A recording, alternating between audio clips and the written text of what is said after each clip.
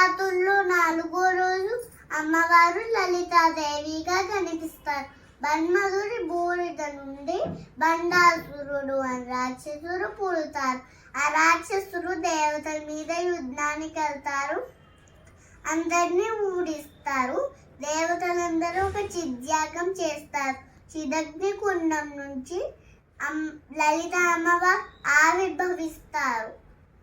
లలిత అమ్మవారు బండాసురుడు అని రాక్షసుని సంహరిస్తారు.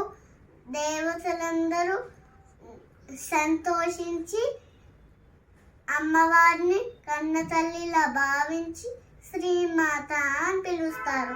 ఓం ఐం హ్రీం శ్రీం శ్రీమాత్రే నమః. ఓం ఐం హ్రీం శ్రీం శ్రీమాత్రే నమః. ఓం ఐం హ్రీం శ్రీం శ్రీమాత్రే నమః.